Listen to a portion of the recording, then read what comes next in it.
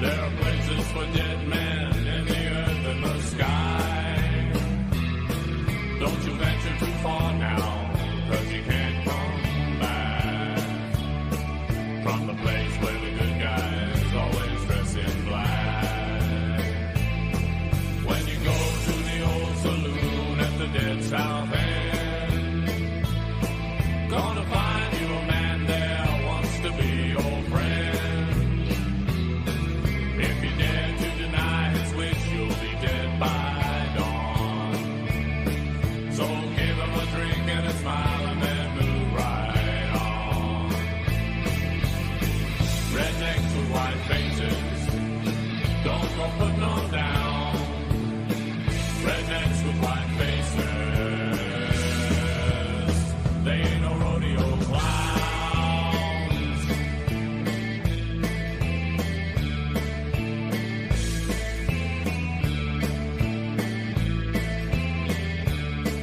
Had a dream last night where the earth began to shake. Saw a man that died on the end of a wooden stake. Saw a girl with a ring of gold and a dress of red. Saw a man with a stream of blood running down his head. Playing pool with the man in the top hat tying tails. Don't you dare to smile at his long black fingernails. It might look like an easy mark, but he knows the score. One bite from his pointed fangs, you'll be under the floor. Rednecks with white faces, don't go putting them down. Rednecks with white faces, they ain't no rodeo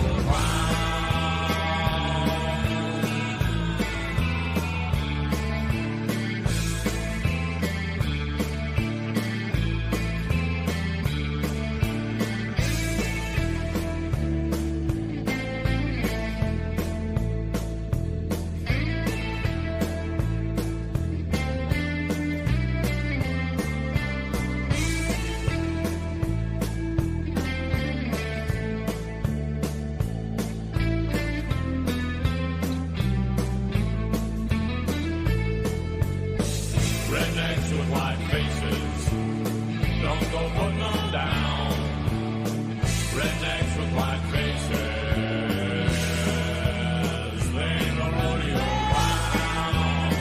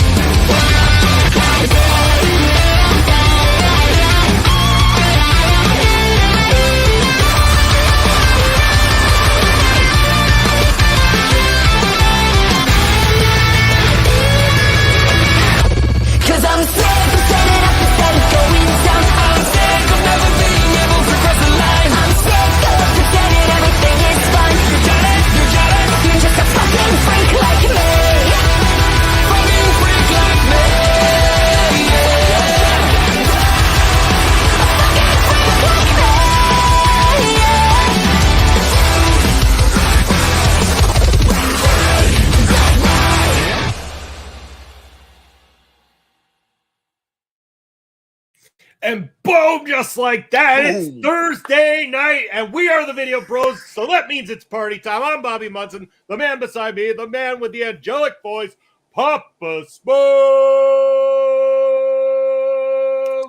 Papa Smokes, how you doing tonight, sir? Woo, I'm doing great tonight, Munson. I'm ready to party. I'm here, and I'm giving a shout-out to all the wrestling people out there. Are going to hopefully get them all gathered in here very shortly. Yes, it's an early start time for us here tonight, going on an hour early. And you know what? We're going to be doing the same thing next week, Papa Smokes. I believe we are going to be starting an hour early as well, too. We are going to be bringing you a very, very awesome guest on next week's episode, but we're going to get more people in here before we drop that announcement. So stay tuned, because before the end of the first half of the Thursday night doubleheader right here on Ring Respect Radio, we are going to let you know who you can expect on the show next Thursday night. And this one's a big one. I like this one, Papa Smokes. I'm pumped for this. I'm so pumped. I want to say it right now, but we'll wait. Everybody have patience. You're going to hear the big announcement coming up soon. You bet. Stay tuned for that. It's going to be coming up. And again, we've got the double header for you, because we got a lot to talk about on the MLW side. We haven't had much to watch on the MLW side, Papa Smokes, but we got some big news to talk about. So stay tuned after the first half here for some MLW talk with myself and Papa Smokes. That's when the party's going to really kick up into high gear, because, hey, we're going to kick things off with a little bit of a retrospect here tonight, Papa Smokes. We recently, unfortunately, in the wrestling community, lost a very big name, wrestler, promoter, and overall good human being, as far as, you know, any of the stories that are being told about him. One, Jerry Jarrett. It was a very unfortunate loss, of course, but again, what a legacy he left behind. I'd say more so as a promoter, even going through things, it seems like the promotion side of him was the bigger side of Jerry Jarrett, more so than the wrestling side. For sure it was. And he did have a short career as a wrestler, but this is a guy that, one of the rare exceptions, didn't learn his craft in the ring so much, learned it on the outside of the ring, selling the business to all the fans in Memphis, Tennessee. Yeah.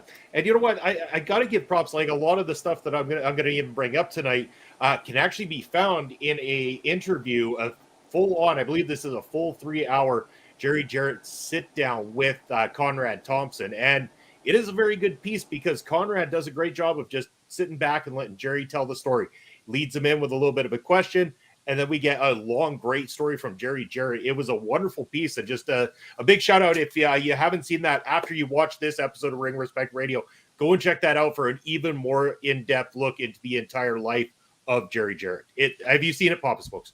No, I didn't watch that one, but I did watch a recent episode of Stories with Bradshaw and Briscoe, and this was from maybe about 2 years ago, and they had a good long interview with Jerry on there, which is fairly up to date. I don't think he talks to the media all that much anymore, so that's a fairly recent one too, and very, very entertaining.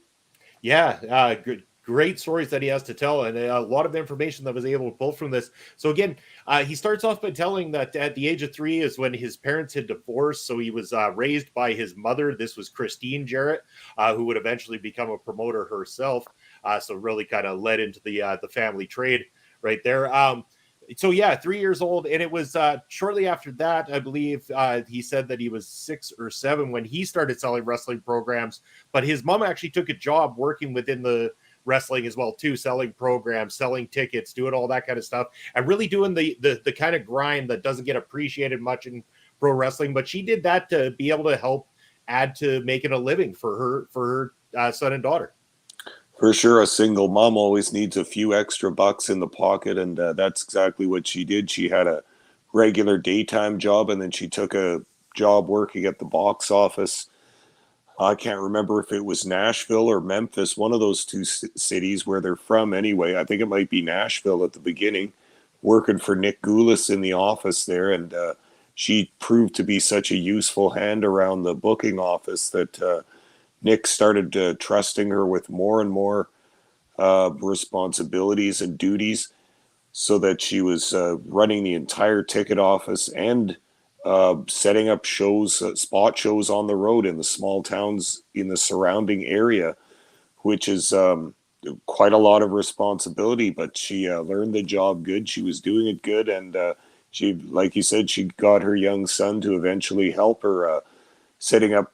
Back in the day, they would have a merch table, but also programs and pictures that you could buy too. And little Jerry was selling the programs. I think he said they were a nickel, and he got to keep a penny of that from each one he sold. So high motivation there, pretty good payoff for him.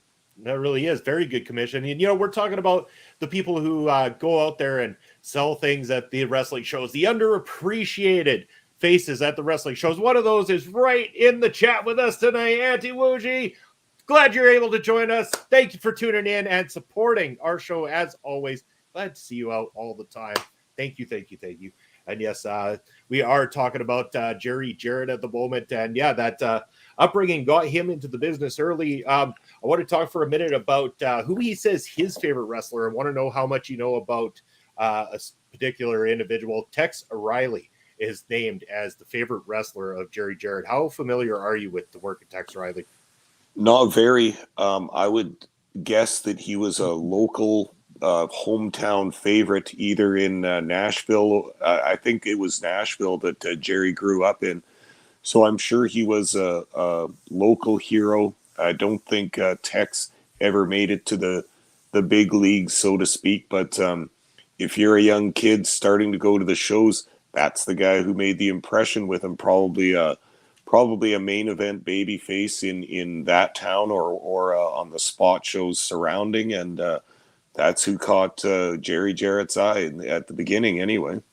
Yeah, and then he actually names Lou Thez as the one who had the biggest impact on his life, his career, and everything like that. Said that, they did work together, but it wasn't until eventually that Lou Thez came to work for Jerry Jarrett that's when they actually grew their bond, their friendship that would go on from there. Yeah, he had met Thez briefly as a young child and was so impressed by the stature and the professionalism and the star power that Thez had around him. He would have been a very confident and strong man at that time, having been the NWA champion for some time and all that. And when he came to play the Nashville arena there, or the venue that they ran their shows in, Jerry got a look at him and exchanged a couple words with him, and as a youngster, and that made all the impression in the world. I think he said always to him after that, he looked to Thez as to what a champion was supposed to be. For sure. How much do you know about the wrestling career of Jerry Jarrett before we start talking about his promotion and all his promoting and stuff like that? How deep did you get on the wrestling side of things there, Pop Smokes? Well, I know that he was helping run spot shows on the road, and even was had some ideas. Now he was working at this time for Roy Welch and Nick Goulas. Mm-hmm. Goulas being more the businessman, less wrestling, more business, but Welch being the wrestling guy. We've talked about Roy Welch numerous times on this podcast. His contribution in helping to lay the foundations of Southern wrestling in America are just massive. And this is a guy that was running 12 states at the same time. Never mind 12 cities, 12 states, each with numerous cities that they're running within that. This is one guy doing that through booking offices all over the South, driving around in a Cadillac. Roy Welch had one of those early cell phones. It was like a box in the trunk of his car, and he could have the phone with the wire going to it, and he could talk on the phone. Guy like that needed that, and just working all the time and driving all the time. And it was Roy Welch that first noticed that young Jerry Jarrett was kind of had a special mind for the business. Jerry was asking lots of questions, being respectful, and was creative and interesting with his ideas. And it was Roy Welch that said, damn, we got to get this kid doing something because he's actually got some potential. But now that he was 16, Jerry was 16 running some of those shows on the road. But, that doesn't always sit well with the boys in the back, that when there's someone that's in charge of them, that's the boss, that hasn't been a bumper, that hasn't been a wrestler kind of thing. So it was thought within the company that we got to get him some training. He's got to he's got to start doing some in-ring stuff because the boys don't like it. So he trained to be a referee first, and then he got trained for the wrestling business by Tojo Yamamoto. You've heard his name numerous times associated with Memphis and Mid-South territory, and he was a very feared competitor and a real-life shooter and all that stuff, and took the kind of kayfabe part of the business very, very seriously. So to get trained by Tojo, you were actually probably going to just get your ass kicked and get stretched for a couple of months first, and if you kept coming back, then he would keep training you, and you would get that awesome training that lots of superstars that we know got from Tojo. But interesting to note also that while Tojo was training Jerry Jarrett to be a professional wrestler, he also said in this day and age, you have to be able to protect yourself at all times in that ring. So he said, I don't have time to train you in shoot technique, but here's a guy who can, and he went to Sailor Moran. Did you read anything or hear anything about Sailor Moran, Munson? I did, actually, because I was going to say, I hope you didn't forget Sailor Moran there, Papa Smoke. Said, you know what, we can't forget everybody who joins us in the chat, especially great supporters like B. Carter. Hell yeah. Hey, good to see you. Say better late than never. Hey, you just showing up is awesome. We actually kicked off early tonight, so the fact that we have anybody here with us at this point in time is fucking fantastic. Yeah, we're in good moods tonight. We're going to have a lot of fun. We're bringing the doubleheader back. We got some MLW shit to talk about because, you know, there's lots of stuff going on over there right now. So we're going to have some fun here. Going to have a good old time, as always. Going to talk a little bit more about Jerry Jarrett, of course. There's lots more to talk about when it comes to Jerry. But we'll also be talking, probably talk a little PPW and stuff like that, because why not? We got time, Pops, folks. Starting early, we got all the time in the world here to do what we want tonight. So let's have some fun. Back to Jerry. Go back to Jerry Jarrett. Of course, yes, go back to Sailor Moran. Of course, I'm glad you brought that back up because I wanted to know a little bit more. I started to read a little bit, but Sailor Moran, definitely not somebody whose name I have heard thrown around. I don't even know if that name has come up anytime that we've done one of these retrospects here on Ring Respect. Well, I'm not even sure that Sailor Moran was a pro wrestler. In fact, I know that he was used as a hitman, so to speak, or a tough guy in the wrestling biz. In previous episodes, we've talked about Gene LaBelle and a couple of other guys like that promoters would use as a tough guy, as their muscle kind of thing. If they had a wrestler that they thought was going to be out of line, or maybe try and work over one of their wrestlers for real in the ring, or if they had a guy with one of their belts that didn't want to drop the belt or didn't want to give the belt back, or was trying to hold up the promoter for money, whatever the case may be, Sailor Moran was the kind of guy you would bring in and give him a match. But you weren't going to get a match out of him. You were going to get a beating, and that's what he did. He was a peacemaker, so to speak. But in order to make peace, he made real bad war, and there wasn't anybody that could stand up to him at that time. Similar to the old Dutch Mantel, the old grappler from the 20s, a similar legendary figure. I don't think there's a lot about him. I don't think people even wanted to speak his name all that much, just in case he got pissed off at you.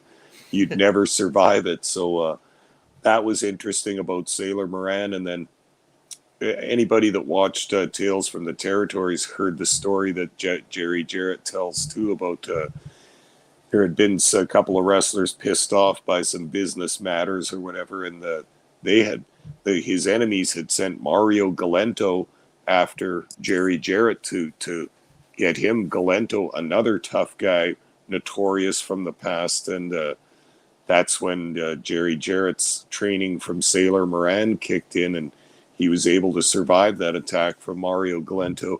As the show said, going for his good eye.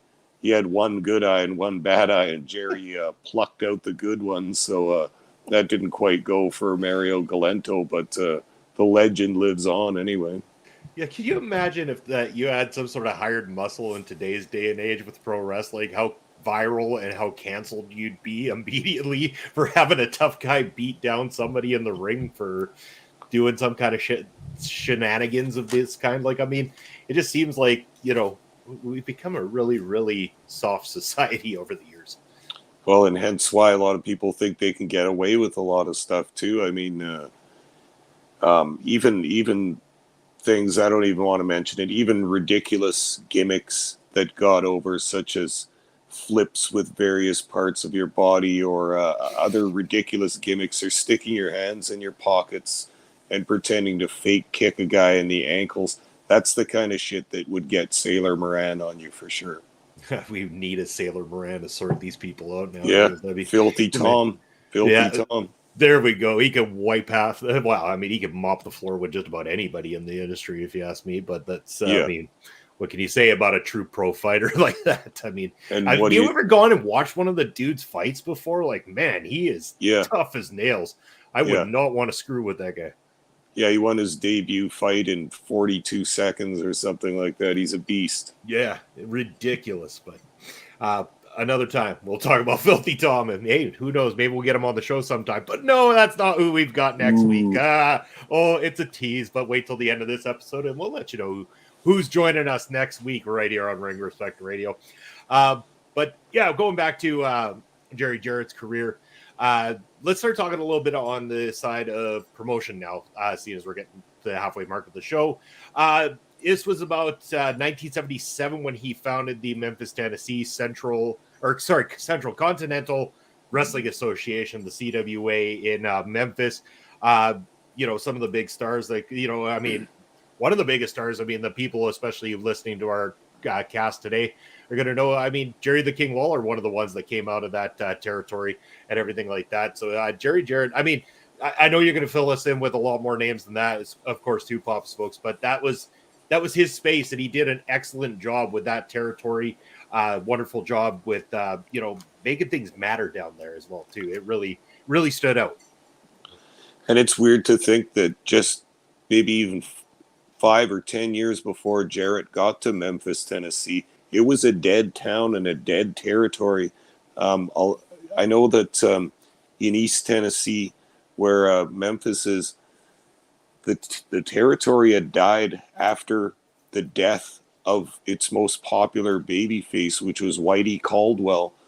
And he was so very, very popular. See, this is one of those local guys that you probably haven't heard of, but he was so popular in the state of Tennessee, it was crazy. And he was a top babyface all over that state, and probably other states as well.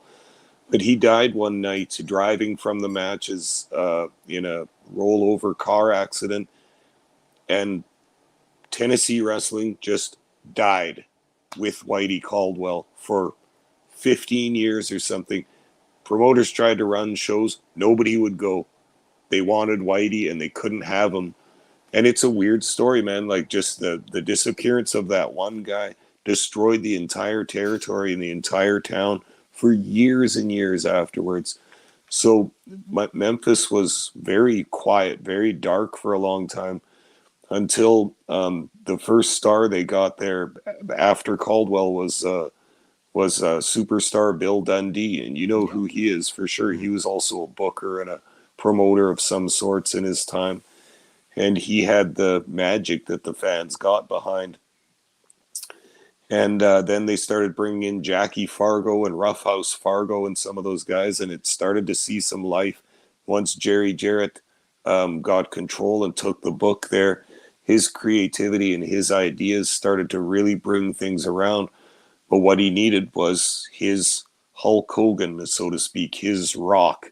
So he evaluated all the talent in the area, and he had a young guy coming up, Jerry Lawler, and said, this guy's good. This guy can talk. He gets the ring work and everything, and he just built the whole push around Lawler. And look how that turned out. Memphis became the hottest city in the entire country, possibly in North America, for a long time after that. And they just had a license to print money. And Memphis isn't the hugest city, so Lawler and the local wrestling, with the great time slot and the great TV deal they got through their announcer, Lance Russell, they had the whole city and the whole state watching wrestling constantly. It was the most popular time slot show. It was the most popular show in the city, most popular TV show in the state.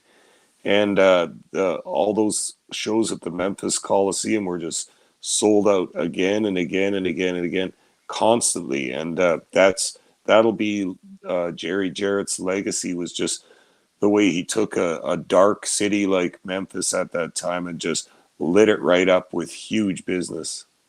And if I'm not mistaken, correct me if I'm wrong, this would be the same place where the promoting of Lawler and Kaufman took place then as well too, right? Yeah, for sure. And I mean, what a change to the wrestling business that was, in a sense, to have this Hollywood actor come in and, get brought into that world, something that, we see more commonly nowadays in pro wrestling, but at the time, not so much. I mean, he was out there making a mockery of pro wrestling and everything like that, but he did kind of get brought in quite well with Jerry Lawler, and they pulled off what, infamously is probably one of the most, talked about bits in all of professional wrestling, mostly because this kind of showed it off to the rest of the world and really put it on the map. It got exposure to that particular area more so than they could have hoped for, because this went national at that point once you started to get Andy Kaufman talking about it on television, going on David Letterman, and really putting attention to that particular territory.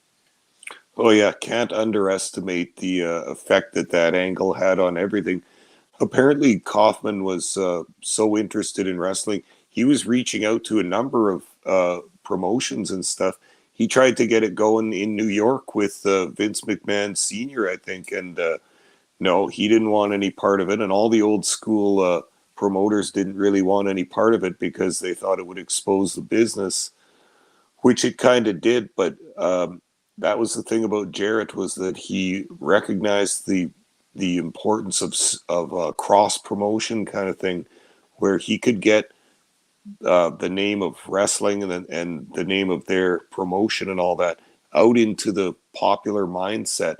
That was always his idea, because Jarrett had a degree in business from university. He had all kinds of experience behind him. He had worked at a few companies in advertising and publicity and stuff like that. So he was fascinated by wrestling. He always wanted to sell wrestling.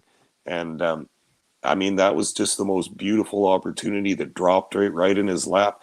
It would have been like having Jim Carrey at his heyday, or any of the huge comedians that have gone on to make movies, Adam Sandler, or any of those guys, getting them at their prime, punching down, like leaning down to your small local promotion saying, hey man, let's do some shit. Let's use my platform and get you out there. But I want to get my shit out there too. And Kaufman's interest was in being the ladies champion of the world. He thought it would be hilarious. And he was constantly, he never really fought lady wrestlers. They always took volunteers out of the crowd, and they were not really worked matches. Kaufman would just overpower them and hold them down kind of. And of course, famously, that lady Foxy gave him as much as he could handle and then some.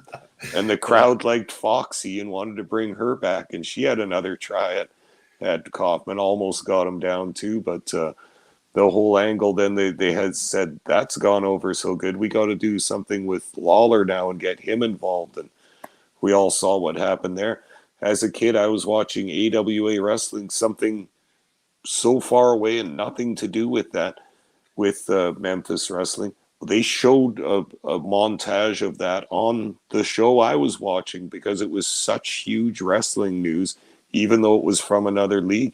They showed that on TV, and we were just aghast. Oh my God, that's Kaufman from TV. And there's Lawler giving him huge leaping pile drivers in the middle of the ring. And Kaufman's got the neck brace on, and we didn't know what was going on, man. It certainly looked completely real to us. And none of those guys ever breathed a word about that for until Kaufman died, I think. Then people talked about it, pulled back the curtain a little bit. I think Lawler finally actually said something in his autobiography, but they kept their mouths shut about that for a long time. And no one knew how much was real and how much wasn't. Yeah, Kaufman literally took it right to his grave on that one, which you can't say about most things. You couldn't pull that kind of stuff off nowadays because everybody, they know what's going on. They know when you're winking at the camera, all this kind of stuff, because it's been overexposed. But at the time, I mean, I could only imagine. Of course, this was a little bit before my time, at least knowledge-wise. I'm pretty sure it was before my time, birth-wise, too, by a little bit. But it goes without saying. Yeah, this was massive, and it really changed the game. Again, too, the way they sold it on the David Letterman show, too, you would actually believe that this was real because you had Kaufman coming in, dropping F-bombs on national TV, which was a massive no-no or whatever, which, I mean, he was really pushing the boundaries of what you could really get away with on television. He knew how to draw heat like nobody else knew how to draw heat in a sense. And I'm not talking wrestling. He knew how to draw heat as a performer. Let's put it that way. I don't want to undercut pro wrestlers of the time, but Kaufman understood what it took to get to that level. Absolutely. And he was a comedian and an actor. So, I mean, all this stuff was natural to him. And being a huge wrestling fan, all he wanted to do was put all his energy into mocking the fans, making them hate him. And especially with the sexist stuff in the 80s, boy, the ladies didn't like that back then any more than they like it now. So imagine that he was getting the whole building riled up every week. And that was when a lot of wrestling fans were women as well, but probably 50%. So he had an audience to work with the whole time. Yeah, and you'll be able to answer this question a lot better than I will, Bob, as well as B. Carter wanting to know how big was the Canadian wrestling scene at this time. I thought Calgary was huge at the same time as Memphis. Well, it wouldn't have been doing the same business as Memphis for sure. I'm not even sure. Yeah, Calgary would have been under Stu Hart by that time and getting some momentum, but Montreal and Toronto are massive wrestling cities. Toronto is just kind of like a satellite of New York. It gets everything that New York and Detroit get, kind of thing. But Montreal's always had its own organic scene. And Munson, you know a fair bit about this as well from reading the Andre the Giant biography. They go into exhaustive detail, and Vance Nevada's book as well. Exhaustive detail about how the entire Montreal promotion worked. That's a huge, huge wrestling city. Both Montreal and Toronto are massive wrestling cities in North America. Yeah, and just a who's who of names that worked in that territory as well too at the time. I mean, aside from Andre the Giant, I mean, you had the Vachons that were, staples of that particular area and stuff like that too. Abdullah the Butcher, who had come through there as well too, and a lot of other big names. I mean, that was just to name everyone. A few. I mean, the Rougeaus. I mean, it's where they all kind of came out of, is that Montreal area, and even still today, people in Montreal are extremely passionate about their pro wrestling, and they've got some great companies and some great professional wrestlers out there that are, kicking ass and doing really well. I know that, formerly when we were working with Love Wrestling, there's Zach over there. Shout out to Zach. Still a great bro. He was always talking about the wrestling scene there. I believe it's IWS or something like that, and how awesome it is. And I'm sure there's a few I've seen. It seems like a very exciting company for sure. For sure. And we just had a good example of what a wrestling city Montreal is with Vince's company just went through there recently with a hometown boy or two hometown boys on the roster. And my God, look at what the fans did in that show. I only really saw clips of it, but my God, when do you see an audience that invested in the show? Loud, singing, chanting, cheering, crying. I mean, it was really intense. And you don't see crowds like that. And think of the other famous Montreal matches. There's a few of them, but they're very loud and very passionate. They'll let you know how they're feeling, whether it's positive or negative. And Montreal's such a crazy wrestling legacy. And of course, like around the time that we're talking about here too with Memphis would have been when Vern was running the AWA, and again, that would have been in your neck of the woods, which was Winnipeg at the time. So talk a little bit about that as well too, to kind of to play off of what B. Carter was asking here. Give a little bit of back history there with the AWA in Winnipeg. Oh yeah, well, AWA was running out of Minneapolis, St. Paul, and they had a pretty wide road area, including Chicago, Milwaukee, and a few other places. But up north, they went to Winnipeg and they ran spot shows in Manitoba in small towns like Portage La Prairie and Dauphin. And I think they even did a show in The Paw, way up there, like eight hours north. And we used to laugh at the guys just doing their promos. Just, God, we don't want to go to this stupid little town and stuff. Like, pretty funny stuff. But all those guys were also sharing talent too, from Vince Senior's WWF to Vern to the guys in Montreal, including the Vachons and the Rougeaus. They were all sharing talent and having their guys tour through, and that was the beauty of the territory system at that time, is that you didn't have to stay somewhere and sign a contract and then maybe become disillusioned with how they're using you or get stale to the fans and still be stuck there and not enjoying yourself. You can just pack up and go anytime you damn well feel like it.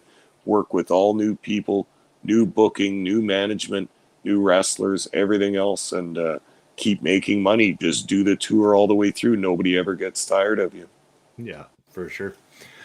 So yeah, a little bit of Canadian wrestling history there too. We're gonna, of course, talk more Canadian wrestling history on this show coming up very soon.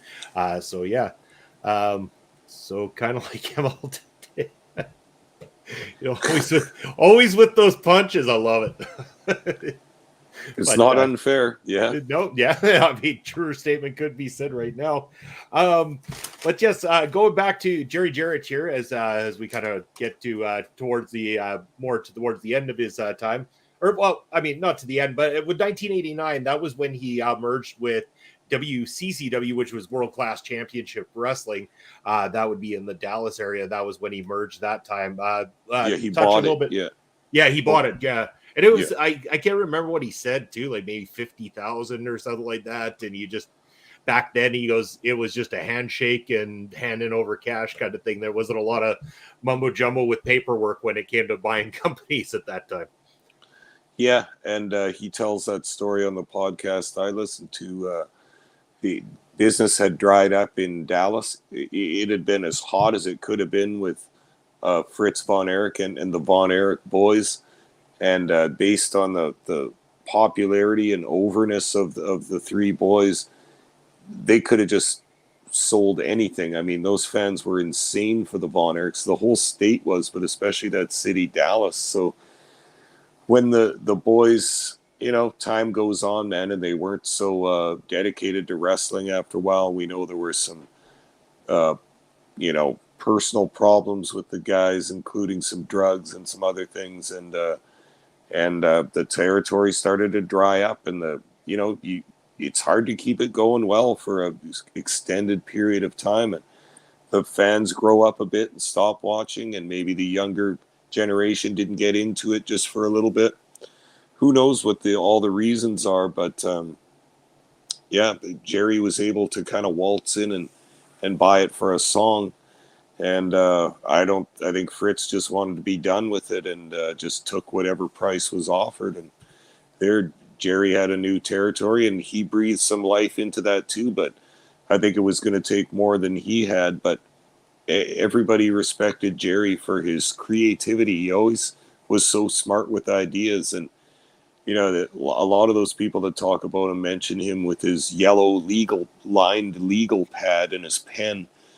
And he would just be sitting there thinking, and he would just have an idea, write it down before you forget it. And he had all kinds of stuff. He was the first guy in Memphis, the first guy to in wrestling to decide to take an ad, get a sponsor's ad, and put it on the canvas of the ring. He had worked for this tobacco company. And he said, hey, you guys want to sponsor us? I got some good places I can put your ads. And he got canvases made with the Red Man Tobacco or some name like that anyway in the middle of the ring. And that was like product placement in the old days. I'm still surprised that more wrestling companies don't do that. I know with PPW, we have some sponsors on the ring apron and stuff like that. But yeah, very cool, and just always thinking outside the box. Always sell the product to the fans, and how can we get more eyes on this? How can we get more sponsors? We got to sell. That's right. And speaking of sell, if you happen to be in the Saskatoon area and you want to sponsor Prairie Pro Wrestling, we got a whole lot more space around that ringside to put your ads up. So give us a shout. We want to take your money and make you famous, just like Prairie Pro Wrestling. Going back to Jerry Jarrett again here. So let's talk about the one that I'm sure a lot of people who watch our show are going to be a little bit more familiar about, possibly 1993 to 1994. This time was when he was trusted by Vince McMahon Jr.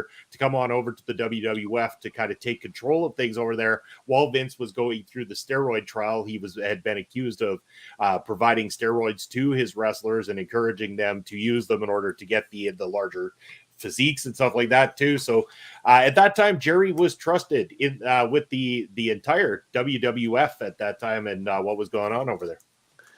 Yeah, they had been friends and friendly co-workers or colleagues, I suppose, in the wrestling business for a number of years.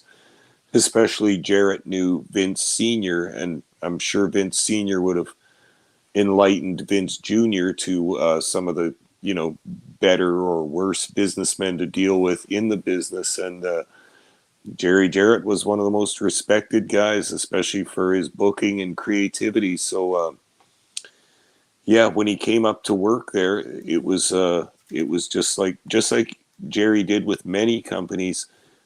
Promoters or bookers would call him in to a territory and say, "Hey, my business is down. I need a shot in the arm. I've got some good stuff here, but I can't figure out why it's not working." And Jerry made a secondary career out of that, flying down to wherever it is, coming in, evaluating the talent, watching the show, and saying, all right, here's 5 things you need to do, and it'll bump your business up. You might need some better talent. Your venue doesn't look that great. You need more baby faces. You need better lights. You don't have enough sponsors, whatever the list would happen to be. And he could turn your promotion around in a big hurry. Yeah, it really could. Speaking of sponsored, so I'm going to take one quick minute just to mention our sponsor here on the show, Papa Smokes. That is Rogue Energy. The QR code that you see right below Papa Smokes right there will take you to rogueenergy.com, where you can use the promo code OLEPODS to get 10% off of your order. Rogue Energy is an energy drink. It is an alternative to the average everyday energy drink. If you're looking for something that is 0 sugar, low calorie, full of flavor, and vegan friendly, then Rogue Energy is for you. Last but not least, on my list anyway, Pop Smokes, in terms of the promotional side of Jerry Jarrett, it would have been 2002 to 2005 where he and his son, Jeff Jarrett, decided to begin NWA TNA Wrestling, which inevitably is what Impact Wrestling is today. That is the new incarnation of it. But that was where it all started, was with the Jarrett family beginning NWA TNA. Yeah. And Jerry had learned a lot of his stuff from promoter Eddie Graham down in Florida. So it seemed perfect for those guys to start a rival company down in Orlando, Florida, something that could compete possibly against WWE, or if not compete against them, survive in its own bubble down there with some more traditional wrestling fans. And, everybody knows the history. They were doing pretty good for a while there. They were not, they didn't have the power and money as WCW did under Turner Broadcasting and all that stuff, but they did pretty all right. And they managed to woo some big stars from the WWF over to their company and started gaining some traction. I got nothing but love for TNA. You know that I'm not a big WWE guy, so I kind of look for the alternative sometimes. And TNA had its silliness, and it wasn't perfect by a long shot. But during that kind of 2004 or 5 till 09 or 10, kind of, they had a pretty good run going there. That Samoa Joe versus Kurt Angle stuff was good. Yeah. Christian Cage came over. He was good. They had all the homegrown stars like AJ Styles and Kazarian and Christopher Daniels and Suicide and all those cool guys. Bobby And then, Roode. there's a good one. Bobby Roode, all the Canadian contingent there. Yeah. And then they also had such a strong ladies division too with Velvet Sky and Angelina Love and Mickey James and a whole bunch of Gail Kim and Gail all of Kim. them, yeah. A whole bunch of good ladies wrestlers too. Their ladies roster was the best in the business for a while there too. So Still is.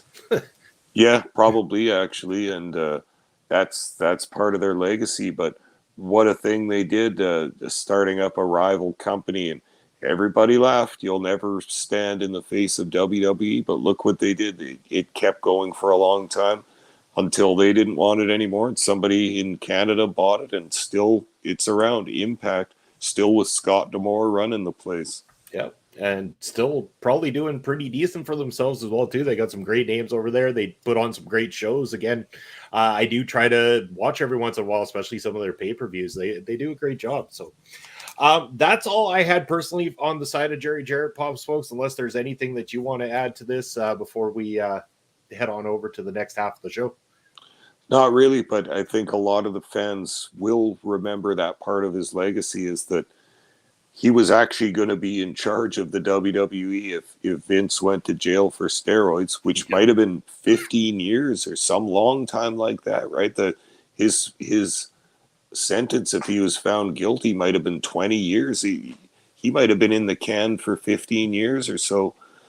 So weren't they going for life even at one point? Like that was. I don't know if I just heard that. I'm not sure, but I mean, life in the States, and B. Carter could attest to this. I'm pretty sure a life sentence is a 50-year sentence. I'm not too sure, but I know that I remember the number 20 for some reason, thinking, wow, like Vince is 40 at this time, like he'll be 60 when he gets it. Like, what? This is crazy, man. But he felt safe in leaving. He was going to let Jerry Jarrett run the company in his absence because, number one, he knew that Jerry could handle this job, and number two, Vince wasn't afraid that Jerry would try and steal the company out from underneath him because he didn't want it, because Jerry never wanted to live in Connecticut or New York or in the Northeast or anything like that. He was a Southern man. He always wanted to get back home, so Vince knew that he didn't want the company either. Yeah. B. Carter saying I think he was facing 20 years, so like that yeah, it sounds like that must have been the case. But even so, like you're right, that's 20 years he would have been gone. Imagine how different WWE might have been had Jerry Jarrett been behind it for that period of time instead of Vince himself. You know, I mean, maybe they do have some similar ideas and stuff like that with, you know, promoting, you know, cross promoting with other medias and everything like that. But I think maybe it would have been a little bit more wrestling centric under Jerry than it would have been than it was under Vince. And I'm sure Vince had some kind of a template for Jerry to follow too. I mean, Jerry wouldn't be letting his imagination run crazy and doing his own shit. It would be probably set up for him, you know, the basic tenets of what to do and in the booking, and not to go too wild. I don't think Jerry would be bringing back Dr. Frank or anything on WWE programming. I don't know if you ever watched that one, but for Halloween that year, they had Dr. Frank. He was like a real Frankenstein type thing. And good God. One of the kind of sillier moments that they did, but it also showed that Jerry's imagination was open to trying different things. Him and Lawler had a wacky imagination too, and sometimes they dreamt this stuff up and thought, geez, could we do it and should we do it, kind of thing. And yeah, let's try it and see what happens. And hey, not everything works and not everything goes over, but they were there. They were willing to try lots of crazy stuff. Yeah, and B. Carter said, I do miss the steroid giants versus the guys of the Attitude Era. Yeah. Yeah, it was what was that? The new generation that were taking on the Attitude Era eventually. So many different eras, but fuck it all. It was all about Jerry Jarrett here tonight. I think we got a lot in about his career. What a great man, great human being, and a great promoter. If you ever want to get a hold of us here at our local establishment, as you'll see, that ticker down below is ticking away, showing all of our different social medias, including our email address. Reach out if you ever want to be part of any of the shows, maybe a guest on any of the shows. Speaking of guests, Papa Smokes, I made a promise at the beginning of this episode that before we went over to the second half, we would mention who's joining us right here in the studio next week. We got a big guest joining us. This one is huge. It is Joseph Samael joining the Video Bros next week on Radio. Fuck yeah, this is going to be sweet. Hell yeah, the almighty Sheik. This is great news. And I was thinking about it this afternoon, Bob, like we don't have a physical list of guests we want, but he's got to be in the top 3 of MLW guests that we wanted to get on this show for a long time. Have never quite hooked him yet, but Bob, you got him. You reached out. He responded. He wants to be on the show. I'm extremely pumped about this. A wrestling figure that I admire a whole bunch. Yeah, it's going to be a big one. I can't wait. And, oh, yeah, see, we woke the audience up now. OMFG, you bet. We got Beaker. Wow, yeah, you bet. It's going to be awesome. So you know what, you guys, join us in a live capacity. We are going to be starting early again next week as we're joined by the almighty Sheik, Joseph Samael, here to talk all things professional wrestling, PCW Ultra, his time at MLW, and also about his favorite types of music. This guy has got quite the taste in music, Pop Smokes. I'm sure even I will learn some pretty cool shit from this guy when it comes to the music side. I'm very much looking forward to it. It's going to be awesome. Just going to drop this before we take a short break. PPW is coming back in a live capacity on April the 22nd. We are going to have a great night with a big championship match. It's going to be the Sheik Akbar Shabazz defending the Prairie Pro Wrestling Championship against Cutthroat Colton Kelly. It's going to be a big one, Papa Smokes. Looking forward to that. Anyone that's going to be in the area, make sure to join us in a live capacity. It is going to be packed, Papa Smokes. That last show was off the hook with the fans. I don't know. We're going to be pushing our luck on how many we can fit in that building before it gets too stuffy in there. Hunson, don't worry about it. I got a big shoehorn. I'll bring it right to the door, and we'll just keep shoving people in. They keep lining up. We'll keep shoving them in, man. Everyone wants a piece of PPW these days. Everyone wants to come and get a White Claw and a beer from Auntie Wooji.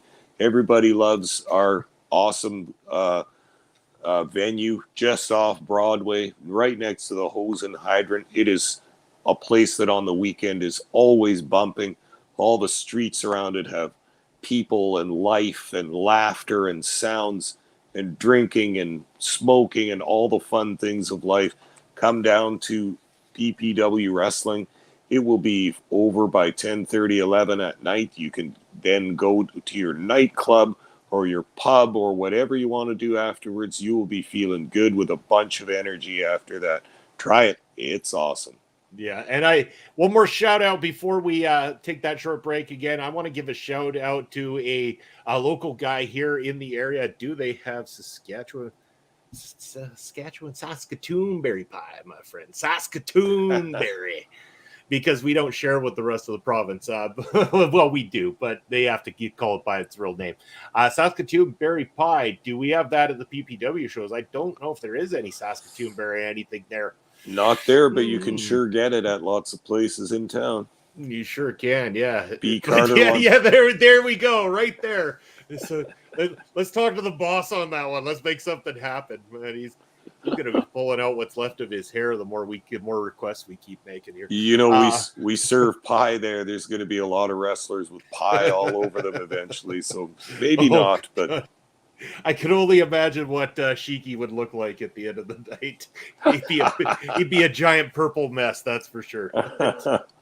But you know what, Pop Smokes? In the meantime and in between time, we said it's going to be a doubleheader here tonight, and I think everybody could take a quick break, re-top off their drink, go, I mean, if you're into what we're into, maybe they want to roll one and blast one or puff one from a bowl, because we're 420 friendly around here. Speaking of which, we're going to have a very special PPW preview show on 420 this year. That's going to be off the hook, so stay tuned for that as well too.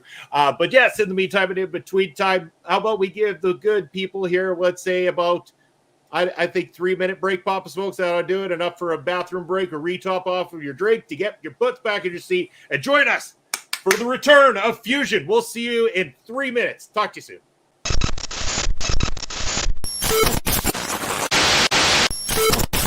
One plus one equals 3. Welcome to our very my man here. Oh my yeah. He is Boom Fight Club captain in the building.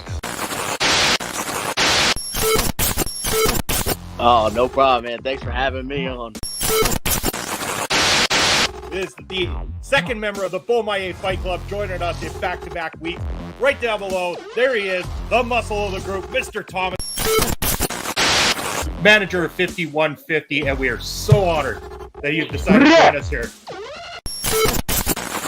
He is Mr. Bud Heavy. How the hell are you doing, sir? I'm living the dream, man. How about you guys? So, I mean, all 360 to your face. Don't make it look pretty, but I'll spit it first. That's who I am. So, the number you have dialed has been changed. The new number is, please note.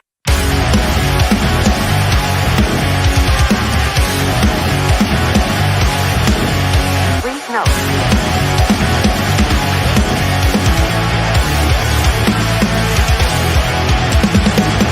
Never gonna stop, never gonna change, never gonna do the things you say. I run my own way to get there. Fools are calling and I don't seem to care. In the air, no more crowd, just the opposite kind of few clouds. So tell me this time is coming, for the sake of all your lies. Why don't you try to be wise? Now that I need you anyway.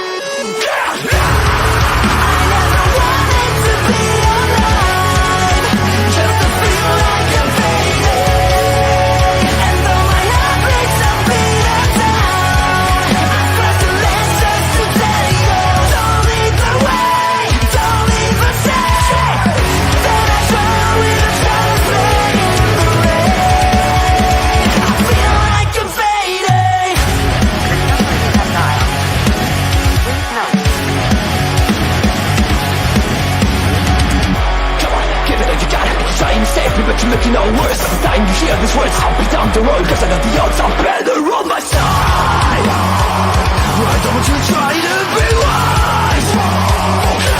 I'm calling you dry. I never wanted to be alive, just to feel like I'm fading. And though my heart breaks a beat down, I try to live just to say, don't lead the way, don't leave us.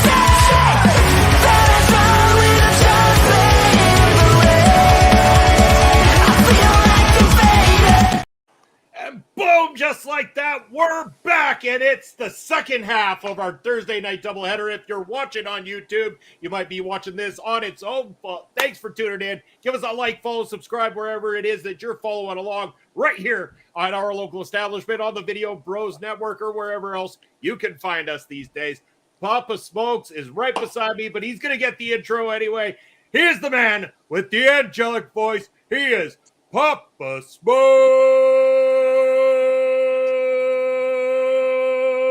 Papa Smokes, Fusion's back. How are you doing, man? I'm doing great, Munson. That was an awesome introduction. You're getting better on your sustain there. That was nice and long and nice and clear. The voice is getting better. I'm working on it. I mean, I'm still gunning for it, Papa Smokes. One day I'm gonna be able to step between those ropes, grab that microphone, and say it at least once in my time within pro wrestling. I want to be able to pick up that mic and be able to say it's time. But we'll save that for in a little bit. But I'm gunning for it, Pop Smokes. It is a dream for sure. I think it's a good one, Munson. I think it's one you're made for. You're a public figure in PPW wrestling now. Everybody knows you and recognizes you. I want to hear you get in there and work those pipes for the live crowd. The crowd were chanting for us at the last show, Papa Smokes. It was kind of unreal. I was kind of, okay, keep it down. There's talent that's coming out here right now. But, it was at the same time very humbling. And I appreciate it from the PPW Nation to get those kind of accolades for the contributions of work that we've put in over the years, getting that kind of recognition from anybody and knowing that we've done something that could put a smile on somebody's face that they've enjoyed. Hell yeah, man. That's what it's all about. And I love that. Yeah, and like we've talked about before, we have such awesome fans, and they love their favorites, and they love their regular appearing people. So they see us every show, and they get excited. They want more of everything, and I'm quite fine with that. Yeah, you bet. So, speaking of PPW as well, too, Papa Smokes, there's going to be something cool coming out very, very soon. The song is already available. Now, this song, you're going to start to see poke around PPW quite often. In fact, it's going to become the new intro to our Saturday afternoon matches coming up soon. It is going to possibly be used in other capacities, but it's also going to have a music video. There's a local Saskatoon artist that ended up coming to the last PPW show, became a big fan, took some footage there with his videographer, and they're going to be using some of that footage in their next upcoming music video. This is an artist called NJ. The song is called Akimbo. You can check it out on iTunes, on Spotify.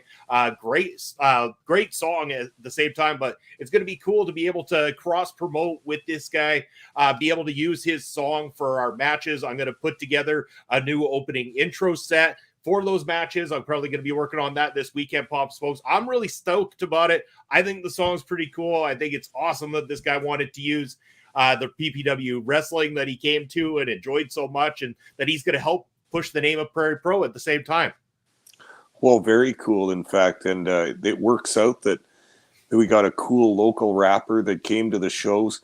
He likes the wrestling action. They took some shots, made it look fancy, made it look cool, mixed it into his rap song, and there you go, man. We got a local hit going on here, and I listened to the song earlier today, and I like it, man. I think it's cool, and yeah, it works for his video too. I mean, like having just the way they shot it and edited it, it looks cool, and it goes along with the song really well. So this could be a symbiotic relationship. I like it if he gets what he wants out of this, and we get a song that we can use too. This is totally cool, and I'm down for local artists collaborating with PPW Wrestling. It's very cool, and it works out both ways.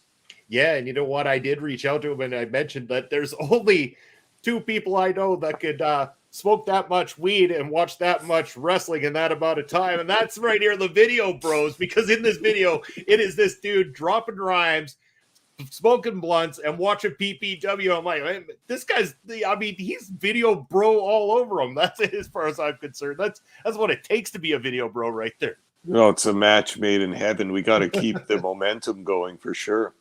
Maybe I'll talk to him about maybe joining us for a little hangout, talk about his music here one of these nights.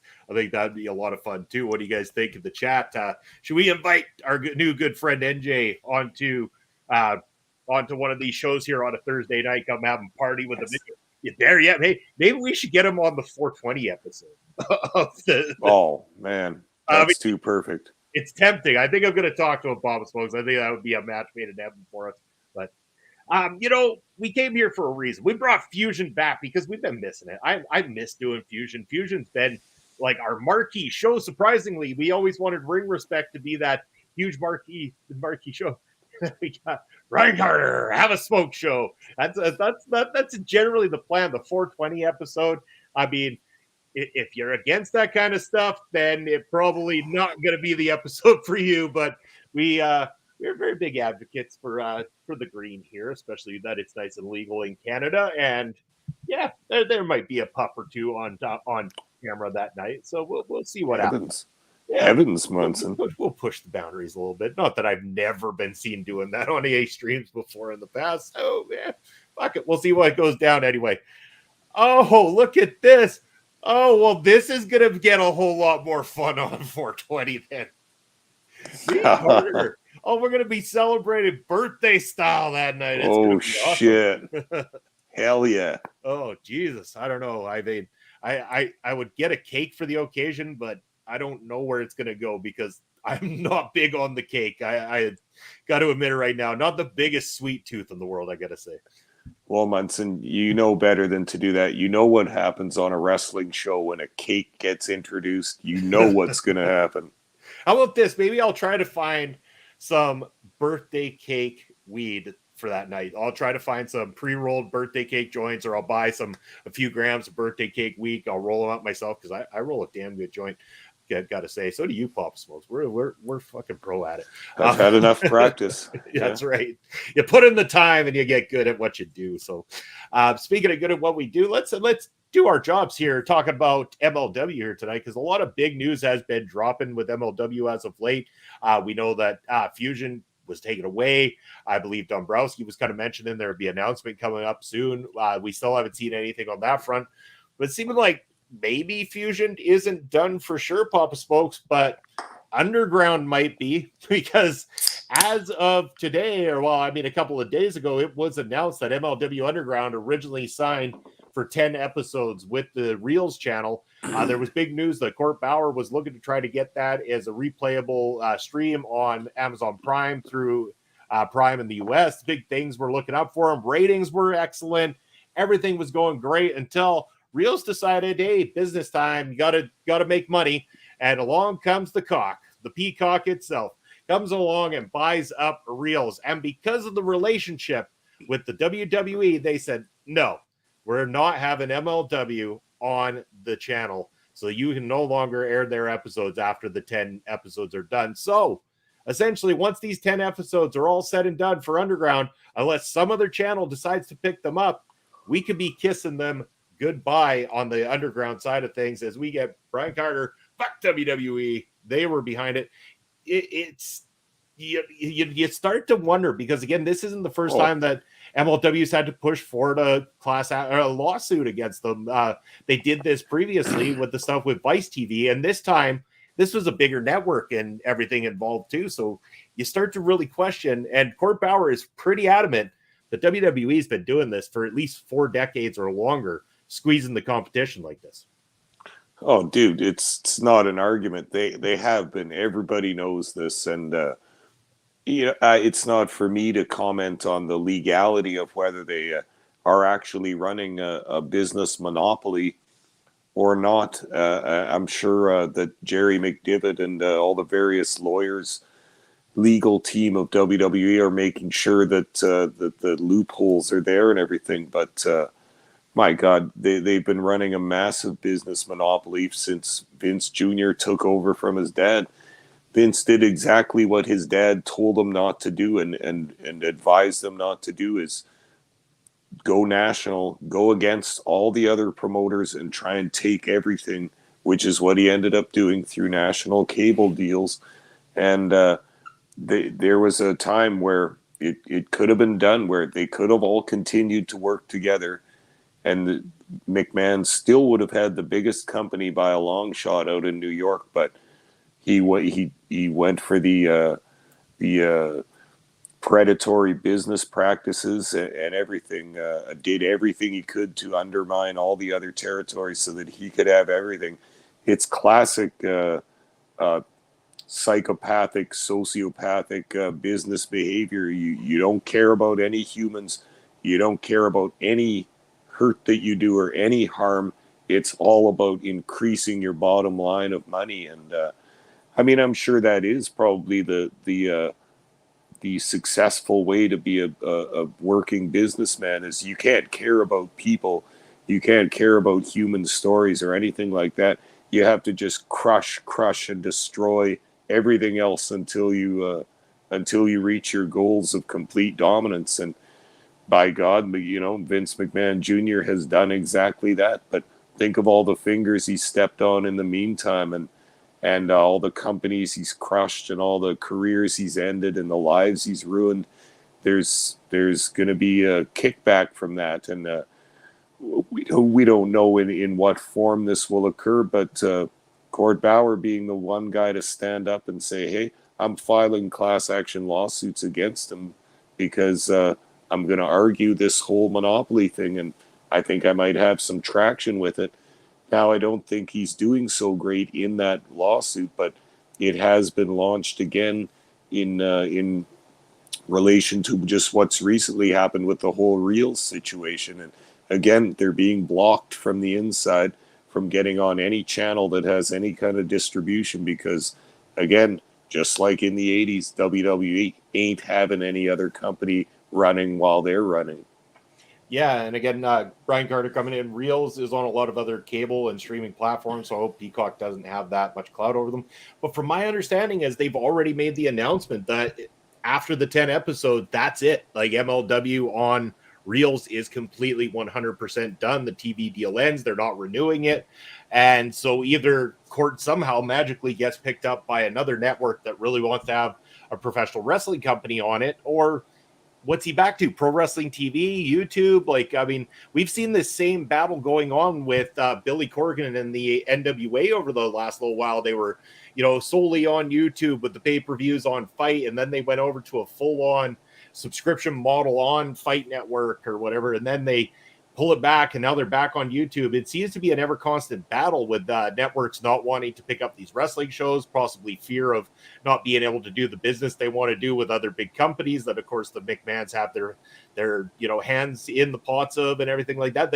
You really start to see the muscle and flex that Vince and the WWE have when it comes to things like that, because really MLW shouldn't even be a blip on their radar in terms of like causing any detriment to their business. If anything, this is just another smaller company that's putting on wrestling shows that they can watch and observe and then pluck from, because of course, one thing that Court's never going to be able to offer these guys is these big national contracts, the opportunity to really take it to the next level. And that's the thing that AEW and WWE can offer the workers in MLW. I mean, it's great that they've been able to go along with the ride for this long and everything like that. But eventually, even with a cable deal of any kind, those guys they're going to want to step their game up and make the bigger paycheck. And I don't blame them at all whatsoever. But you start to see the flex, and what they seem to be doing is strong arming all these companies not to have an opportunity, which then kind of bleeds them of that money, which then hurts the wrestlers, because then the wrestlers are in that situation of, I've got no one else to work for unless I can get enough spots on the indies, or I have to move over to Japan and work for New Japan, or work for either the McMahon family or for Tony Khan, which, I mean, depending on what your style is, you might look at WWE and AEW right now and be like, you know what? Maybe I'll go take a job in the local grocery store. Because let's face it, there's a lot of shit going on with both companies even right now that, depending on your style as a fan, you're going, what the hell happened to wrestling? Yeah, and that's just it, that WWE will do those business practices where they try and just basically starve other companies out.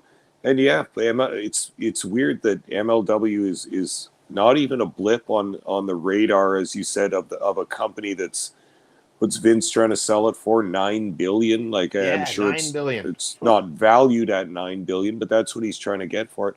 It's a multi-billion-dollar corporation, as if they have anything to worry about from MLW. But they just want to get these companies subordinate to them and in the position where they can just squeeze them, get whatever they can out of them. I'm sure Vince or Triple H would like to pinch some of the talent, take Fatu, take Hammerstone, take Davey Richards, whoever they want out of that company, and just leave them to starve to death. It doesn't matter to them what happens.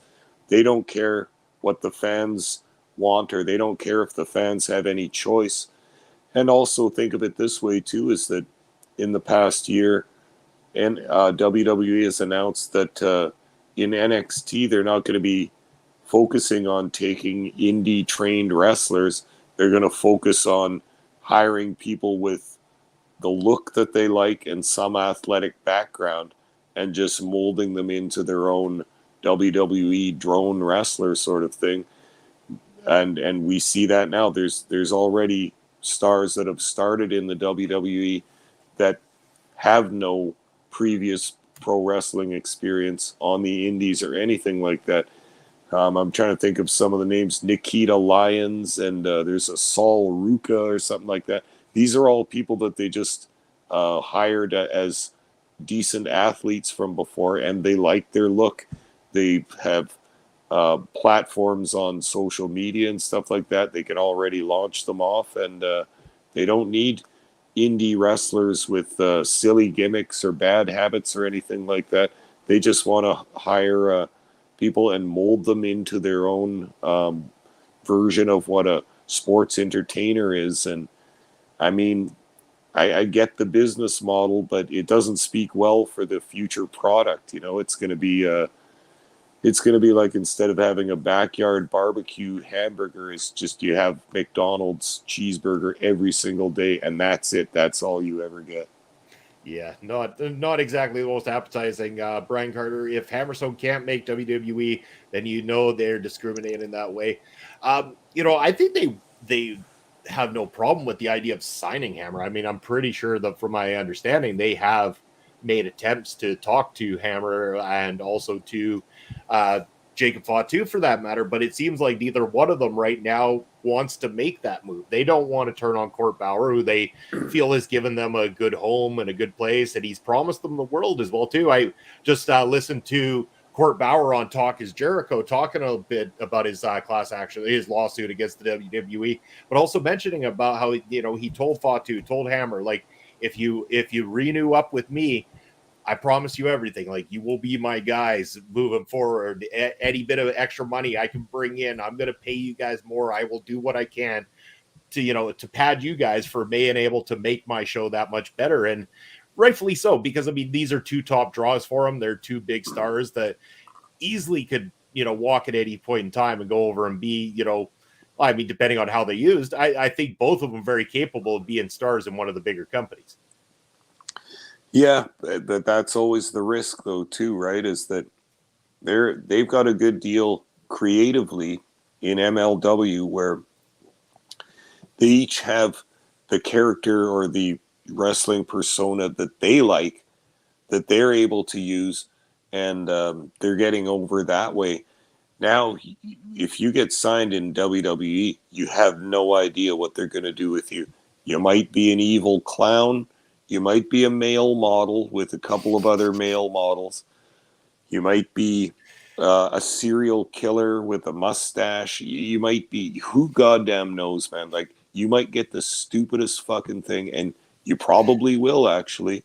And nobody wants that, right? Because you try and make that gimmick work, it doesn't work, and they just drop you. They don't give a fuck, man. They'll just fire you and bring the next guy up.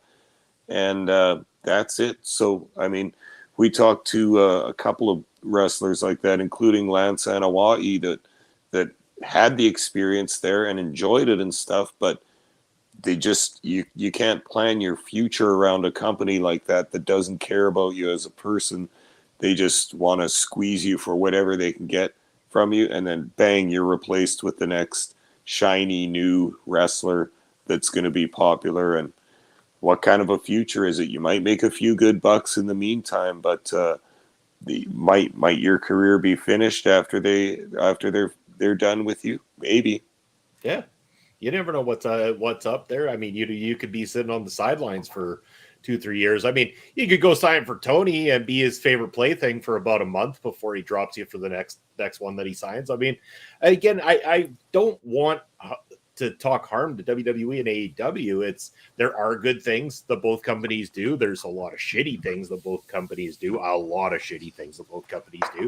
But there is good people there as well too. And I mean, I'm not trying to say I want these companies to go away in any means. It's just, it's not my cup of tea to sit there and watch the entertainment side over and over and over again. Like, they pump out. Like, I know a lot of people are hot on WWE again with Hunter at the Helmsley, taking care of things.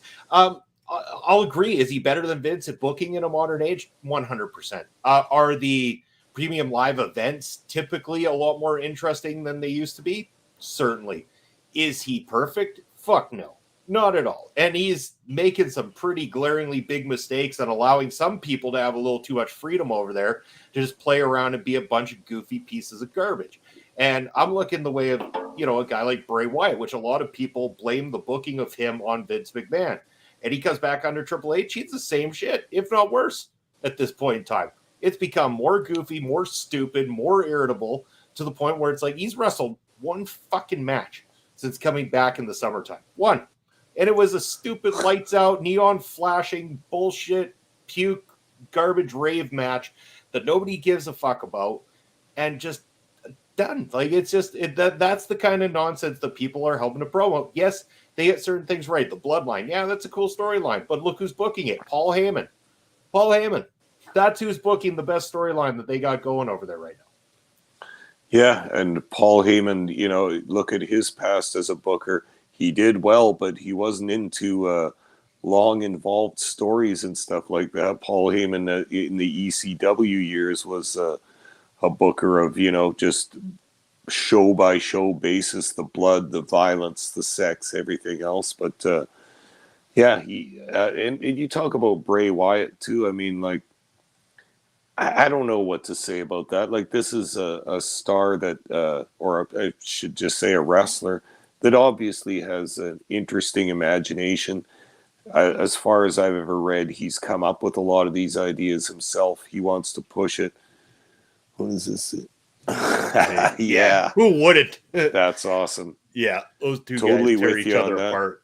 Yeah, I'll watch that 100 times over. But the only Bray Wyatt match I've seen since he left the Wyatt family, the Hillbilly family or whatever, was that one that you made me watch to review that was The Firefly Funhouse match. Yeah, John Cena, This Is Your Life. And that was just hot garbage, man. I mean, I'm sure there's an audience for that kind of match nowadays where fans are thinking, oh, it's their art and he's expressing himself and all this stuff. Yeah, no, I look at it in terms of white and black. Like, is it good to watch on TV or good to watch live, or is it not? And it just absolutely was not to my eyes anyway. I mean, this is all my opinion. You guys know I'm a crusty old bastard about wrestling in the first place, but man, I can get into stuff. I'm into new stuff too if it's done well, but this was just crap and boring and shitty and didn't make any sense. And I don't know what to think about Bray Wyatt, that when he came back in the summertime with the whole White Rabbit thing, I mean, that was cool. That got everybody interested. It piqued my interest. I love those clips, including the one you took of that song playing so loud, not with the music though, just the vocal track in the quiet, in the dark arena with everybody's lighters. Very cool, man. Like, very compelling. I like that. And it's a little mystery that everyone's trying to figure out who's coming, who is this in reference to. Great idea. They set the whole thing up great, and then it ended up being a popcorn fart by the time it actually happened because there was no meat to back it up. And look who's joining us now. It's Chris Parrish. And look, I like what he's done here. You see how this is spelt out so that O-L-E is prominent in name people. That's right, because Ole right here on the channel. Ole. Ole. But as always, like, follow, and subscribe to everything our local establishment, because, you know, it's a lot of great things going on over here, Pop Smokes.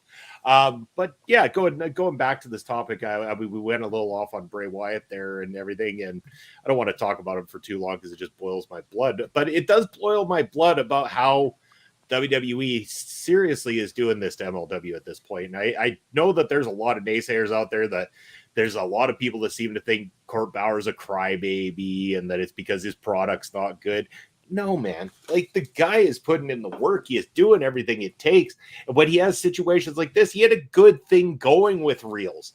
And then just like that, no, we're done because we're signing with Peacock, because everybody gets bought by everybody. And in the end, it all comes down to a certain amount of level of billionaires across this planet that are capable of affording these things, to the point where our fucking planet is going to be owned by 4 different companies at some point in time if we keep going the direction we are. And that's just the way business is and how it's going. And it's very unfortunate, because I think it hurts MLW, because, again, did they alienate some people that were watching Fusion on a regular basis, couldn't get Reels, or just, you know, didn't want to invest in getting Reels if it was accessible to them? Did they alienate those people? Are they going to be able to win them back? What kind of harm could this have done as a whole to MLW is kind of what I'm wondering now, if they do choose to come back with Fusion to Pro Wrestling TV or to YouTube, is it going to have the same effect that it was when they had that momentum going for them? For sure. And sometimes when you're in the room with the big bully, you want to be quiet and make sure he doesn't see you so that he doesn't turn his attention towards you. But what Court Bauer has done now is poke the big bully right in the tummy there and got his attention. And now that's what you get for that, I suppose, too. WWE doesn't like the bad press of having lawsuits against them. And they're going to strike back against Court and MLW, and they're no more than a fly on their side, but they will squash them if they can, and that's what's sad about the whole thing is that, just like Vince Sr. said, we could have all worked together. Like this could have been a thing where we all shared, and New York still would have been by far the biggest territory and making by far the most money, but just as in business, there's inevitably going to be one person that wants it all for themselves. And that's what it is. That's what the story of pro wrestling is in North America, is just the greed of one guy that took it all away from all of us and gave us one product in return that doesn't fill the hole of all the good wrestling we used to be able to watch. And not even close. Yeah. And, Brian Carter saying it's going to hurt MLW because they had such a planning, a match disruption, so they would have material for Underground. That they lost some fans, almost me. Yeah, I mean, again, if it weren't for the fact that we have so many people we know that work there now that we've had the opportunity to talk to, I 100% agree. I didn't want to give up on them at all, Pop Smokes, because again, I want to support the Lance Adewai's, the Alex Kane's, the Mr. Thomas's, the ones that have been on our show. But then, of course, the Jacob Fatu's, the Alexander Hammerstones, the Richard Holidays, which, of course, that man back in the gym, getting fit and ready to make a return sooner rather than later.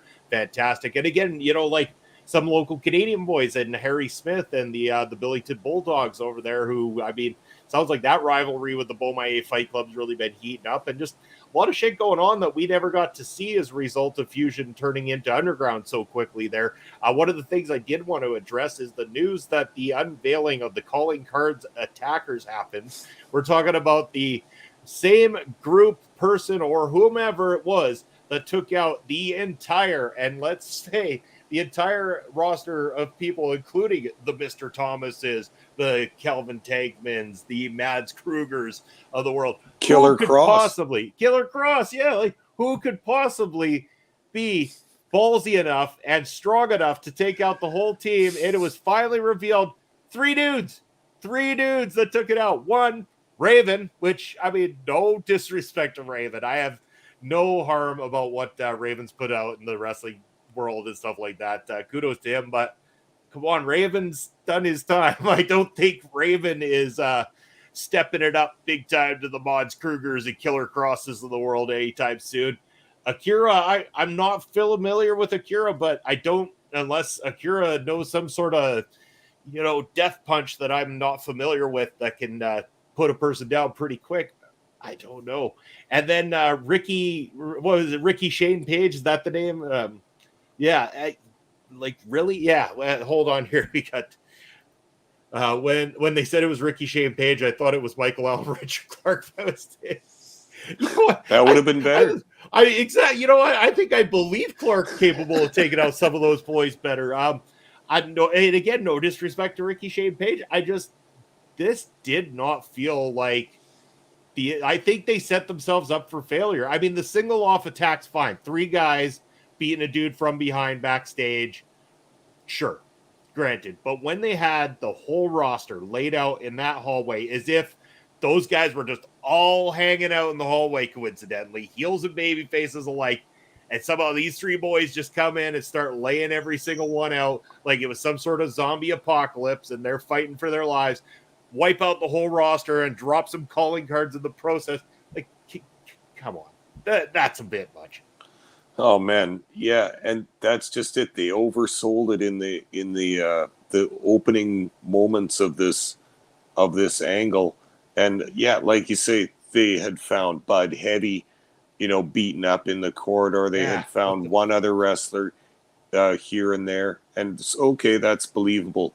But by the Fusion finale of the previous season, they showed everybody laid out, and that was when Cesar Duran was getting fired and all that, and that's hot shotting, man. That's overselling it. Now you're thinking, well, it's got to be someone huge and totally destructive. No, it isn't. It's a new faction of 3 guys who don't really fit together, and you just didn't have anything to do with them, so you glued these 3 together. I mean. And I get it. If you're going to use Raven, it's a good idea. He's got a supernatural and scary type gimmick sort of thing, so you could get some scary supernatural type wrestlers to follow him. No, one guy's kind of a southern redneck kind of wrestler. The other guy, I don't know, is he Japanese? He has a Japanese name. I don't think he looks like he's Japanese. I don't know. I don't know who these guys are and how they fit together. And obviously we can't watch the show, so we're not seeing the proper build up to everything. But wow, I was surprised, and this has left me cold, this whole calling card thing. Yeah, it just really did not fit. And you are right, Papa Smokes, right to assume that Akira is Japanese. That's where his career has mostly been taking place as well too. And of course, he's stopped all over the world and everything like that. And I mean, we haven't really seen him. And Kruger was first. Yeah, I mean, Kruger would have been a better fit for this, but they took him out. He was on the staircase. He was on the staircase with everybody else. It wasn't like Kruger got jumped by 3 guys from behind backstage like Killer Cross or Bud Heavy did. He was a part of the mass amount of the roster that completely got undersold as getting beat up by a guy who essentially is retired, especially from in-ring action, a virtual unknown from over in Japan, and Ricky Shane Page, who I'm pretty sure not a whole lot of people are going to be familiar with in a way that you could go, damn, yeah, I see those 3 guys kicking the shit out of everybody on the MLW roster. Well, it's weird because I looked at Ricky Shane Page too, and he reminds me a whole lot of Gnarls Garvin that they had last year. Big beef. Excuse me, for a while there, and he was going to be in the tag team with Bud Heavy and such. We had some hope for that, and then they tried him. They didn't have a use for him, so they cut him, and now they've got a guy that is just almost the same thing, kind of. And I don't know what they're thinking sometimes, but again, just as we're talking about this lawsuit and everything, it's tough for MLW to go out there and get decent talent. That's the thing. We always think that there's, a whole ton of awesome independent wrestlers to get. Well, there are, but if you want someone with a name, a bit of a reputation, someone that maybe has some experience working with TV cameras and being on TV, being able to do promos and all that, the pre-tapes and live promos and stuff, it ain't easy, man. There is not a ton of those experienced wrestlers out there that can come in and make a difference in your wrestling federation. So I get it. Hence the deals with AAA and Dragon Gate and all that. Let's keep up with that too, because we've had some interesting stars from AAA, a bunch of luchadors, and then Dragon Gate, we've seen the likes of Shun Skywalker. That was cool. I mean, more of that, please. And yeah, I think this is the route they should go, but still try and get some half decent American and Canadian stars too. Yeah, couldn't agree with you more. And again, like Chris Parrish is mentioning that he did a show with Ricky Shane Page and he uses Brute. But again, yeah, I think we're not undermining Ricky Shane Page in any means. He probably is a Brute, probably kicked the shit out of me without even breaking a sweat. But do I believe that him, Raven, and Akira took out the entire MLW roster in one shot? Not talking like individually took them out. I'm talking the entire roster in the stairwell all at once. Yeah, it becomes a part that they should have just not included. Like, the attacks backstage were fine. This reveal is flat only because of that staircase moment. And again, it only is that way because of the staircase moment. And here we got the gas masks may indicate that they knocked. Okay, fair. Maybe they're using some sort of gas to gas them all and stuff like that and everything. Sure, but geez, like it's a bit much at the same time. I don't have a problem with these guys being put together if they got nothing for them, or they want to put Ricky, Shane Page, and Akira over, so they bring Raven in as a mouthpiece, because we know Raven could talk. There's no issue with this being used. Raven's, knowledge of the wrestling business and everything he's done in it being able to be used to put these guys over in a big way, fine. And had they not included the entire roster going down in one shot, okay, I think it would have been a little bit stronger than having this be the reveal with that one staircase moment. I think if they eliminated the staircase moment, I'd be a little bit more intrigued by this storyline.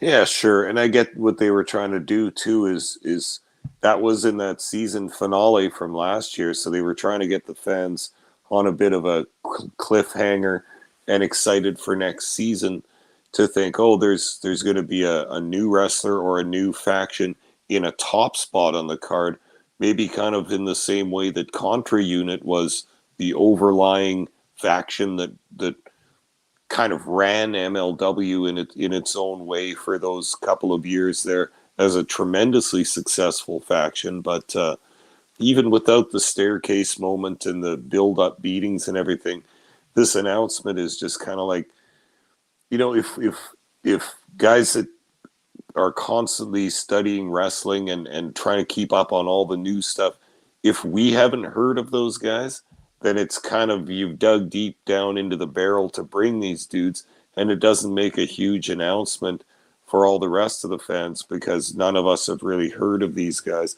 It's too bad. Again, I'm not criticizing the fact that they're scraping for talent right now. It doesn't look good on the show when you introduce a new faction for the top of the card and people are kind of scratching their heads like, who are these guys? Are these guys any good? Yeah, exactly. And I 100% agree with that statement.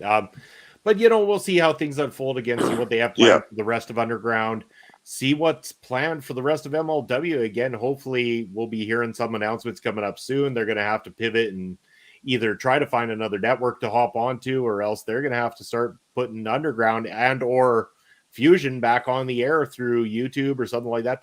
I'd even be okay if they had a paid subscription, kind of like, NWA had for a while through Fight or something like that. With MLW, I would go the extra mile for them. I would give them a small monthly subscription to be able to watch content, to be able to watch, special events, all that kind of stuff. Like, give it to us, Court. Like, seriously, I would give the money. I would support that if that is the direction that he had to go.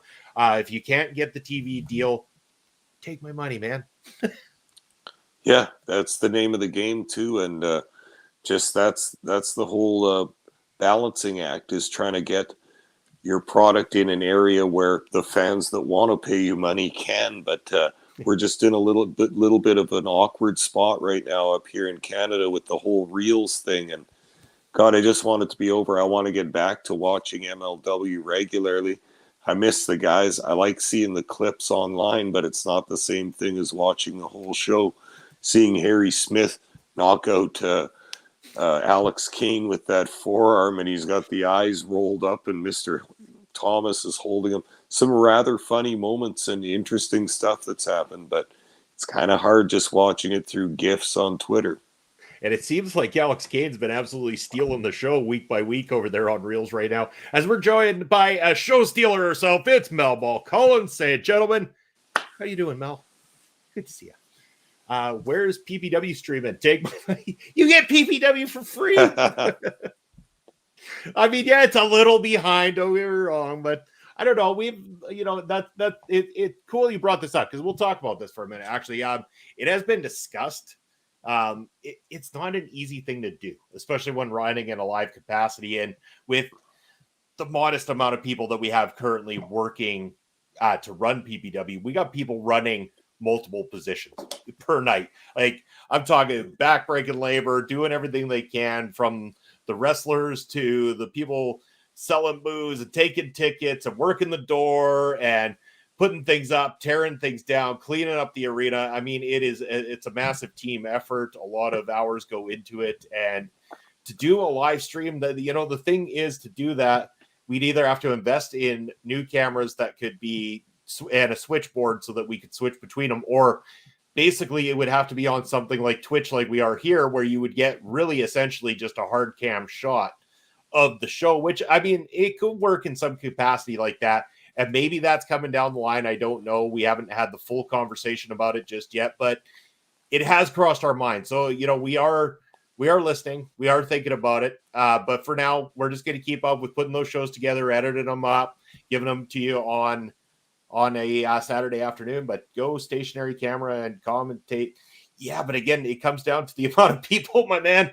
Right now, you got myself and Papa Smokes are the video bros for a reason, because we're the only ones that have been willing to pick up a camera and get behind there. Now, I'm not saying that we're not going to be expanding the video bros here soon. There is conversations about a third video bro being added to the mix, possibly. So there might be some changes happening very, very soon. But we'll talk about those more once it becomes a thing. That's on the DL for now. That's just a little tidbit you get here when you tune into our show. We'll see what goes down. Lots of time before then. Of course, we got some great things in store, especially when it comes to that show on April the 22nd. Possibly going to be having some intro videos too that are going to be taking place for the guys on that one. So we're going to jazz it up. We're going to make it look really cool. It's going to be a lot of fun. Hopefully, it gets better than the Raven launch.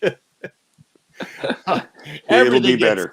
Everything gets better in PPW. We've got an exciting crowd and a lot of great wrestlers, and that title match, that's going to be killer. I mean, Sheiky's going to be in for it. I mean, this is round 2, Colton Kelly and Sheik Akbar Shabazz, and man, they took it to the limit last time. Can't wait to see it.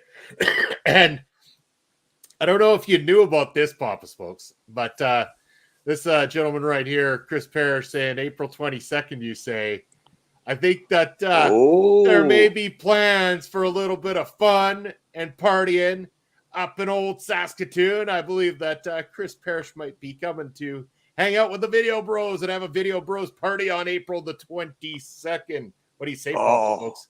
Oh, hell yeah. Yeah, we go. And they'll all say, Cheeky baby. Yeah, that's right, Cheeky baby. He pretends like he doesn't love us, but he knows he loves us here on He loves me, Munson. Yeah, he loves me. I know that for sure. I might have ruffled his feathers a time or two. I've said a thing or two. Sheiky doesn't always look too fondly on guys that run their mouths a little too much like me. Just kind of like El Assassino. I mean, both of them want to slap the taste out of my mouth, but they know that if they did that, who else is going to make them look that good on camera? So that's true. That is true. But I value my relationships with some of the top heels in the company. We just have things in common. We just feel each other. Me and the heels. It's beautiful like that. You do have that certain level of connection with them, Papa Smokes, just like I do with all the fun-loving baby faces, because we always like to rock and roll, especially my good boy, Cutthroat Colton Kelly. My man, can't wait to see you take on Sheiky. That is going to be one hell of a matchup here for Prairie Pro Wrestling. And man, Sheiky, that's about a year as champion in around that mark, possibly, Papa Smokes. I'd have to look back on the information, but that's been a solid run as champion, and we can't even say that it's over. Okay, I mean, Cutthroat Golden Kelly's going to bring it to the limit. He's going to throw everything he can at the champion. But, man, Sheiky has managed to sneak his way out of those matches, those title defenses, and come out as the champion still. So, again, we don't know that this is going to be the end of his title run. This title run may never end at this rate. Well, and as wrestling fans, we all realize that the champion doesn't have to win the match. He doesn't have to get a pin. He doesn't have to get a submission. All he has to do is walk out of the ring with that belt still around his waist, and that's a win in every book. So Sheik knows this completely. He's going to work it as well as he can. He's got an iron grip on that title belt, and I can't see him releasing that anytime soon. No, he's not looking to do that. But again, we are going to see one hell of a fight. And I'm sure we're going to see a lot of great action there as we have a lot of the returning roster joining us. Probably a lot of the same people we had at the last show there, Papa Smoke. And it's been absolutely electric. We've got the best of the best coming out there, exciting that crowd. And man, that crowd just gets better every single time. Everybody out there, it's grown to a point where they understand and respect the fact that we like the energy up in there. We like them to be hot throughout the entire night, and that's what they do. From the second they step into that building to the minute they leave, they are pumped, they are psyched, and they go home happy. You wouldn't believe the amount of messages we've had through social media after the last show, people that were having their first experience of a Prairie Pro Wrestling show, some that were returning fans, just reaching out and saying, you know, this is the absolute best show I've ever been to in my life. It continues to get better. Can't wait for the next one. So excited. It is off the hook, Pop Smokes, and I'm so excited for April the 22nd. It's going to be electric. No, same thing here. I always get excited when it's PPW weekend. Saturday nights are right for fighting all the time. I'm going to be down there. Auntie Wuji's going to be there. Munson, you'll be there. All the rest of the talent and all the staff of PPW. We're going to get that building ready. Chairs, beers, hot dogs, all the rest of it. We're going to have everything ready to go because you know that our fans love hot dogs. And, man, I can't say anything more about it. We got a big title match, a full card, and the weather's going to be getting nice by that time. Ooh, yeah, baby. We're going to blast that Cosmo Center, blast it to the ground. There ain't going to be nothing standing Sunday morning, and that's the way I like it. And you know what else is not going to be standing Sunday morning? It's going to be me, you, and Chris Parrish as well, too, because if he's coming out to Saskatchewan, I'm warning you, man. I've told you before, we don't need no sleep because the party don't stop, and you're going to find out just how true that rings when you come out here and hang with the video bros. It's about fucking time. I am so psyched, Pop Smokes. Hell yeah. There we go. Good stuff. I put my party shoes on that night. Oh, it's going to be a fun time. I can't wait. But again, that's April the 22nd. In the meantime and in between time, Pop Smokes, this has been a fun ass night of doing this. I'm glad we got to bring back the double header and spend a couple of hours with everybody here. As we put this out onto YouTube, if you're watching there, you're going to find out that these are divided up, Ring Respect Radio and Fusion separately. So if you're watching either one of them, we thank you very much for taking the time to put in the views for us. If you haven't done so already, and I know you might not have, because I know at least 95% of you watching our show in particular have not yet subscribed to the channel, make sure you subscribe on YouTube. It takes you seconds. You just go down there, you click that subscribe button.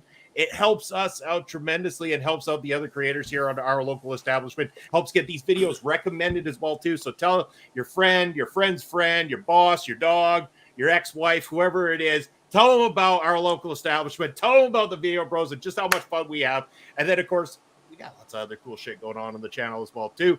We'll talk about that in minutes. We're saying our goodbyes.